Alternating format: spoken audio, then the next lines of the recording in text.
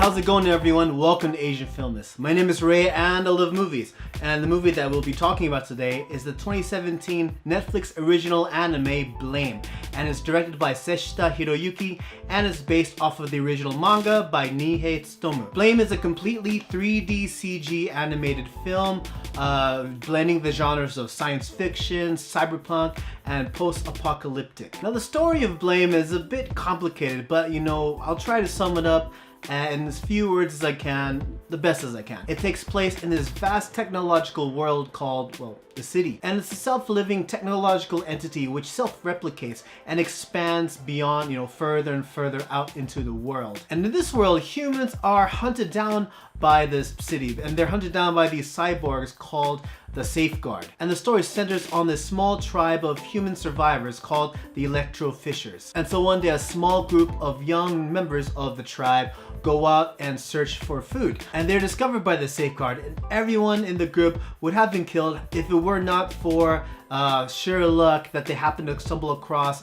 this human survivor called Killy. And Killy, he's kind of a unique character in the sense that, he's a lone wanderer and he's looking for something called the net terminal genes, which he needs for one reason or another. But to be honest, this is a really complicated plot set in this really complicated world. I didn't even know if my synopsis gave it any kind of justice at all, but just bear with me here. And so this group of young human survivors, they bring Killian to their village, pretty much against the wishes of everyone living there, because who wants to welcome this outsider? They have no idea who he is. But anyways, Killian kind of wins them over when he gives them hope that he can lead them to a more plentiful food source. And so he leads a small group of these Electro-Fishers far beyond the lengths of which they have ever adventured before. And so once again, forgive me for this really poor way of summarizing the story, but there's really a lot of things going on in the story. It's really hard to kind of put it in a few words. But now that we have that aside, let's talk about the things I enjoyed about Blame. Probably the most notable thing I have to say about Blame is that it looks absolutely amazing. Everything is done with CG, cel-shaded animation, and I don't think it could have been animated any other way.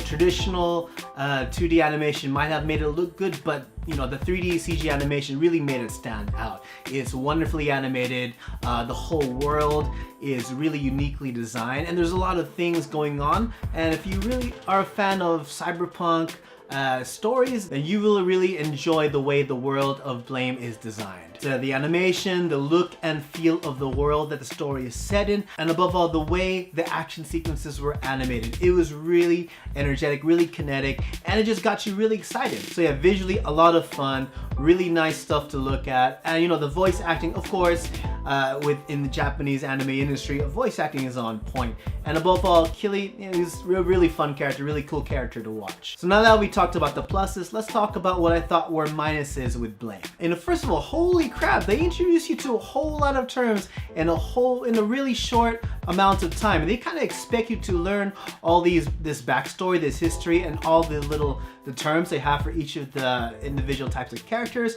along the way. And they don't really take the time to explain and really tell the audience what everything is about. You just kind of have to pick it up and go as you watch the story. And for what I understand, the folks who kind of understand the story on this first viewing are the fans of the original manga.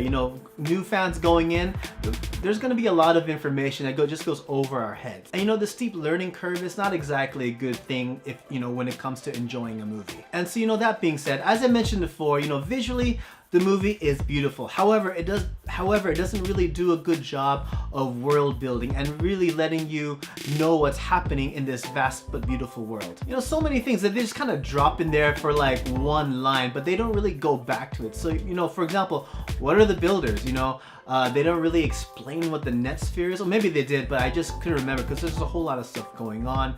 Also, why do humans eat sludge? I don't really remember they really diving into that. But in this world, humans, their only real food source is sludge that they get from pipes, and we don't really know why. You know, as cool as the character that Killy was, they don't really explain where he comes from at all.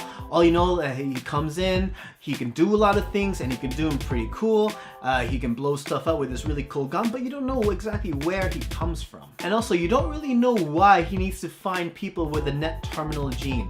I'm pretty sure this story is expanded much better in the original comic, but in a 2-hour movie, it's not even 2 hours, it's about 1 hour 45, they didn't really do a good job at that. And then we meet the character Sibo, who's, you know, more or less a scientist that they find, who's originally kind of shaped like a burnt skeleton, but they revive her into this android form of whatever.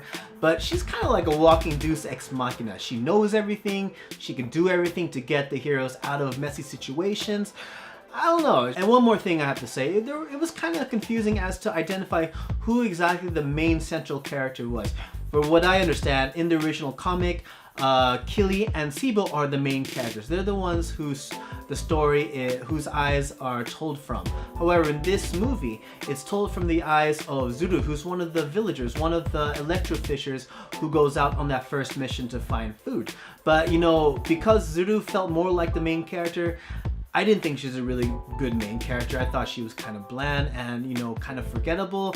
If the story was told more from the eyes of Killy and Sibo, maybe it would have been a bit more interesting, but I didn't think Zuru was interesting enough as a main character. So I don't know, fans of the original manga and anime, who do you guys think was a better main character?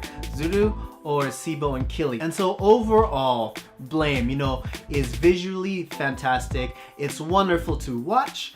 However, it's difficult as all hell to take in. And you know, honestly, I don't know how well this movie lives up to the original manga, so you guys tell me, you guys who are fans of the original manga, how did this hold up? How did this match to the original manga? Because I honestly don't know. But I can honestly recommend this movie for fans who want to watch something that's visually and graphically amazing. I mean, you can't deny that Blame, you know, visually, it's wonderful. It's really, really good to look at. The action sequences, the fight sequences are all cool. Everything is wonderfully animated. However, fans might have some problems with the story and try to really take in everything that happens. You know, above all else, it's really nice to have a Netflix original anime that's available to watch not only in Japan, but also all over the world at the same time. It's just really nice to have. And so those are my thoughts on Blame.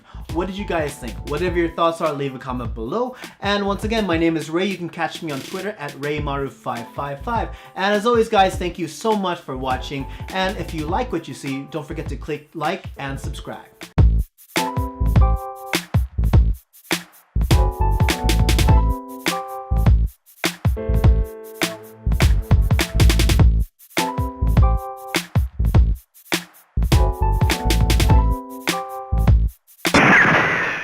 獲物は確かにいただいたぜ。